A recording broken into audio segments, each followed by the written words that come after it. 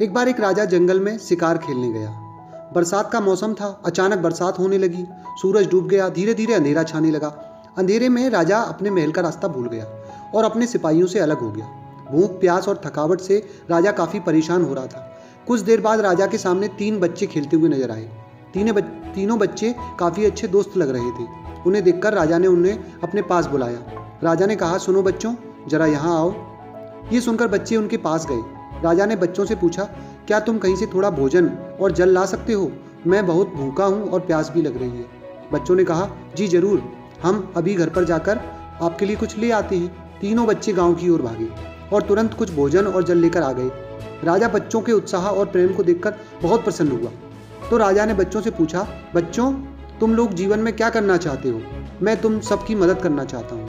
ये बात सुनकर बच्चे काफ़ी देर तक सोचते रहे। फिर उनमें से एक बच्चे ने कहा, मुझे धन चाहिए। मैंने कभी 2 वक्त की रोटी नहीं खाई, कभी अच्छे कपड़े नहीं पहने, इसलिए मुझे केवल धन चाहिए ताकि मैं अच्छा खाना और अच्छे कपड़े पहन सकूं। इस पर राजा मुस्कुराते हुए बोले, ठीक है, मैं तुम्हें इतना धन दूंगा कि तुम जीवन भर सुखी रहोगे। तो ये सब सुनकर बच्चे को खुशी का ठिकाना नहीं रहा। दूसरे बच्चे की बारी थी, तो राजा ने उससे भी पूछा, तुम्हें क्या चाहिए?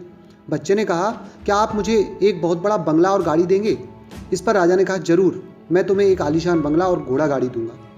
अब तीसरे बच्चे की बारी थी, तो उसने कहा, मुझे ना धन चाहिए ना घोड़ा गाड़ी चाहिए, मुझे आप ऐसा आशीर्वाद दीजिए जिससे मैं पढ़ लिख कर विद्वान बन सकूं और शिक्षा समाप्त होने पर मैं अपनी देश की सेवा कर सकूं। तीसरे बच्चे की इच्छा सुनकर राजा उससे काफ़ी प्रभावित हुए। राजा ने उस बच्चे के लिए उत्तम शिक्षा का प्रबंध किया।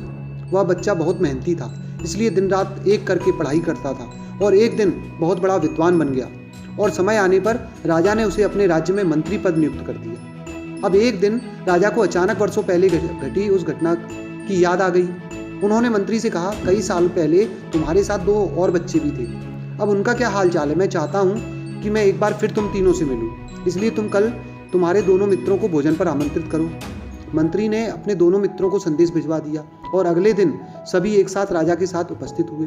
राजा ने कहा, आज तुम तीनों फिर से एक साथ मैं तुम्हें देख रहा हूँ, मैं बहुत खुश हूँ।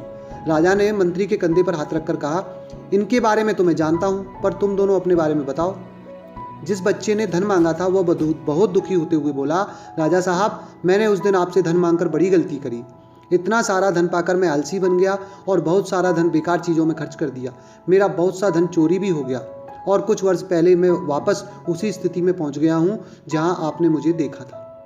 अब बंगला गाड़ी मांगने वाला बच्चा भी रोते हुए बोला, महाराज, मैं बड़े ठाठ से अपने बंगले में रह रहा था, पर वर्षों पहले आई बाढ़ में मेरा सब कुछ बर्बाद हो गया और मैं भी पहले जैसी स्थिति में आ गया हूँ।